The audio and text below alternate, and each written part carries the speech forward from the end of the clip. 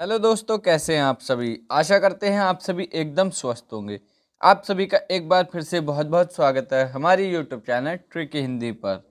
आशा करते हैं आप सभी ने दीपावली का त्यौहार बहुत ही मज़े से मनाया होगा। तो आज की इस वीडियो में मैं आप सभी को लेकर के आया हूं अपना नया टॉपिक, जो कि शिक्षण से सहायक होने वाला है।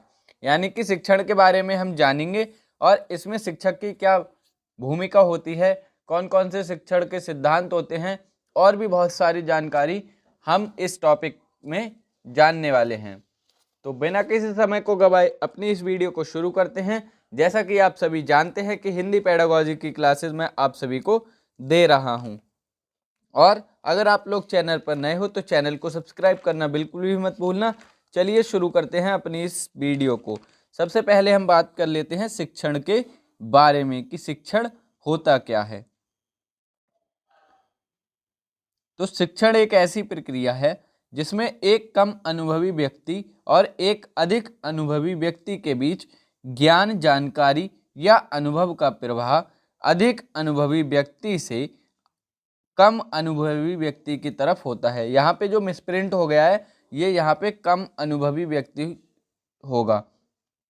तो शिक्षण क्या होता है, यहाँ पे हमें से यही बताया जा रहा है। जो आपको डार्क करके लिखा हुआ अलग कलर में दिख रहा है, वो आपके पेपर की दृष्टि से बहुत महत्वपूर्ण होने वाला है। तो शिक्षण क्या होता है, आपको ध्यान रखना है सीधे सीधे कि शिक्षण एक ऐसी प्रक्रिया है जिसमें एक अनुभवी व्यक्ति होता है और एक उस व्यक्ति से कम अनुभवी होता है। यानी कि जो शिक्षक होता है हमारा, वो हमसे ज़्यादा अनुभवी होता है और हम छात्र हैं तो हम उसकी अपेक्षा कम अनुभवी होते हैं।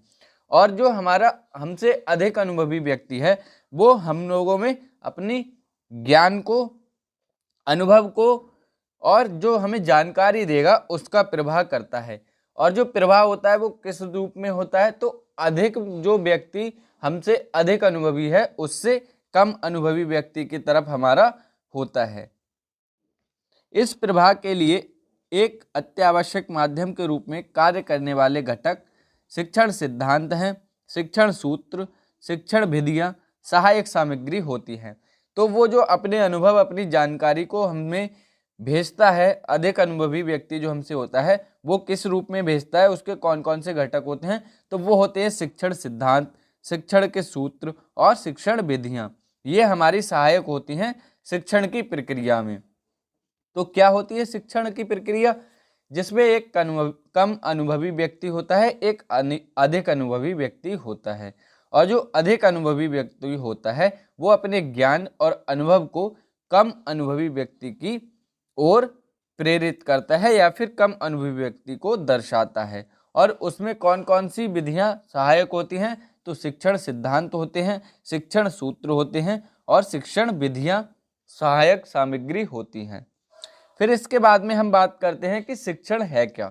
शिक्षण है हमारा एक त्रिआयामी प्रक्रिया, जिसमें 3 आयाम रूपों में कौन कौन होता है ये भी हमें जानना महत्वपूर्ण है।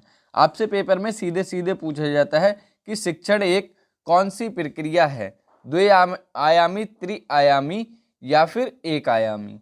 तो मौजूदा टाइम में जो सही उत्तर होगा वो होगा त्रिआयामी प्रक्रिया। इससे पहले एक मनोवैज्ञानिक थे जिन्होंने बताया था कि शिक्षण द्विआयामी प्रक्रिया है, लेकिन अब आपको ध्यान रखना है कि त्रिआयामी प्रक्रिया है। और इसमें 3 आयाम कौन कौन से होते हैं, एक छात्र होता है, एक अध्यापक होता है और एक विषय वस्तु होती है।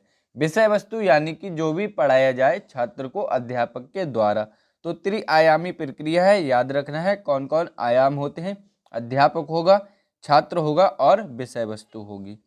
अब बात कर लेते हैं हम भाषा शिक्षण के सिद्धांतों के बारे में। बहुत ज़्यादा महत्वपूर्ण होते हैं ये सिद्धांत आपके पेपर की दृष्टि से। पहले सिद्धांत की बात करते हैं। पहला सिद्धांत है हमारा क्रियाशीलता का सिद्धांत। बहुत ज़्यादा महत्वपूर्ण हो जाता है पेपर की दृष्टि से।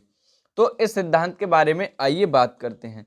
ये सिद्धांत है हमारा करके सीखने वाला। तो इस सिद्धांत का मुख्य उद्देश्य है करके सीखना। आपसे पूछा जाएगा कि करके सीखना किस सिद्धांत का मुख्य उद्देश्य है। आपको ध्यान रखना है क्रियाशीलता का सिद्धांत। इतना सा पेपर में आपसे प्रश्न पूछा जाता है या इससे रिलेटेड आपको पेडागोजी में प्रश्न देखने को मिल जाएगा कि बच्चा कर कर अपनी विषय वस्तु के बारे में सीख रहा है, वह कौन से सिद्धांत को दर्शा रहा है। शिक्षार्थी जब करके सीखता है तब उसका ज्ञान स्थायी हो जाता है। यह सिद्धांत शिक्षार्थियों में वास्तविक अवलोकन को बढ़ावा देता है। तो सीधी सी बात है, जब हम किसी कार्य को खुद करके देखते हैं तो हमें उसके बारे में ज्ञान जो होता है वो अधिक स्थायी हो जाता है और हमें वास्तविक में वो किस प्रकार से कार्य किया जाना चाहिए उसका अनुभव भी हो जाता है। हम अवलोकन भी कर सकते हैं कि हम इसको किस प्रकार से कर सकते हैं। मान लीजिए आपको घर पर कोई काम दिया गया कि आपको सफाई करनी है, तो आप मम्मी को सफाई करते हुए देखेंगे तो इतने अच्छे से नहीं सीख पाएंगे जब आप उस सफाई को अपने हाथों से स्वयं करेंगे। आगे फिर आपको उसमें एक कॉन्फिडेंस मिलेगा कि मैं इस सफाई को इस प्रकार से भी कर सकता हूं और हमें उस सफाई को किस प्रकार से करना चाहिए उसके बारे में वास्तविक अवलोकन भी दिखाई देगा। तो सीधी सी बात है, क्रियाशीलता का सिद्धांत जो होता है उसमें आपको करके सीखने पर प्रेरित किया जाता है और हम जब खुद करके सीखते हैं तो उसमें हम पे अगर कोई गलती भी हो जाती है तो वो हमारे लंबे समय तक ध्यान रहती है कि पिछली बार मैंने ये गलती कर दी थी तो मुझे इस बार इस गलती से बचना है, जिससे कि हमारा ज्ञान स्थायी हो जाता है और हमें उसके बारे में वास्तविक अवलोकन भी मिल जाता है। फिर आगे बात कर लेते हैं। इस सिद्धांत से शिक्षार्थियों में आलोचनात्मक चिंतन और समस्या समाधान के लिए क्षमता का विकास होता है। शिक्षार्थी जितना ज़्यादा क्रियाकलापों में लिप्त होगा उसका ज्ञान उतना ही बढ़ेगा।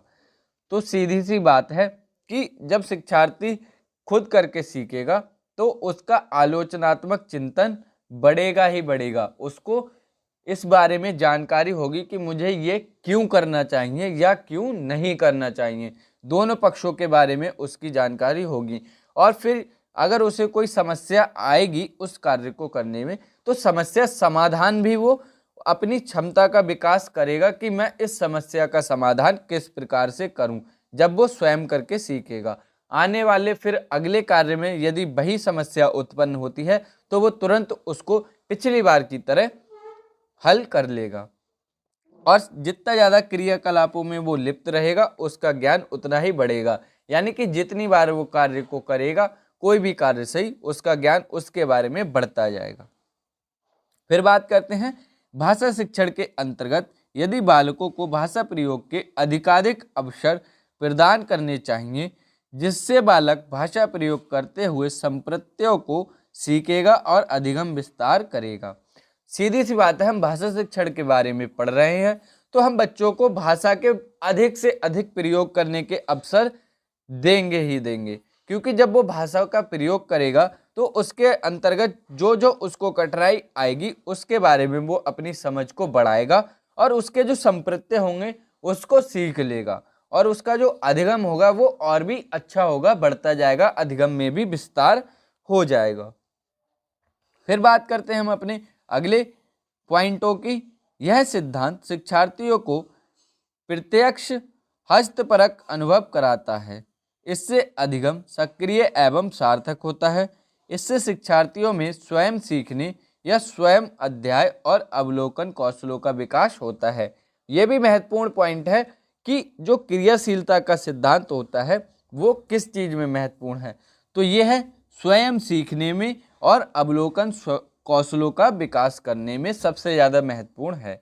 और जो इसकी विशेषता है, इससे जो सीखने वाला है उसको प्रत्यक्ष यानी कि सामने, उसकी आंखों के सामने ही अनुभव होंगे, क्योंकि वो स्वयं कर रहा है इसलिए उसको जो अनुभव होगा स्वयं से होगा। इससे अधिक सक्रिय और सार्थक अधिगम भी होता है।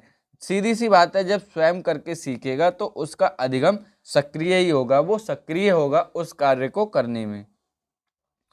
तो हमारा क्रियाशीलता का सिद्धांत क्या था? इसके अंतर्गत था करके सीखने का सिद्धांत, और इसका जो महत्वपूर्ण था, इससे ज्ञान स्थायी होता जाता है और जो शिक्षार्थी होते हैं उनको वास्तविक अवलोकन में बढ़ावा मिलता है और बच्चों की जो आलोचनात्मक चिंतन और समस्या समाधान की क्षमता होती है उसका भी विकास होता है।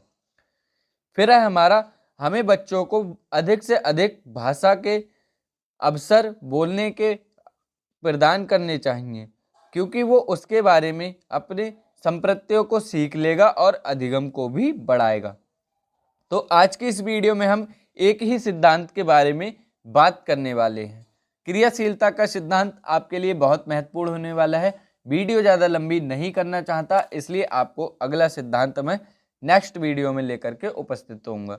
वीडियो पसंद आई हो वीडियो को लाइक कर देना, चैनल पर नए हो चैनल को सब्सक्राइब कर लेना। ऐसी वीडियोस को देखने के लिए नोटिफिकेशन बेल को ऑल पर प्रेस कर देना। बहुत ही जल्द मिलेंगे अगली वीडियो में, तब तक के लिए पढ़ते रहिए, स्वस्थ रहिए। जय हिंद दोस्तों, वंदे मातरम, धन्यवाद।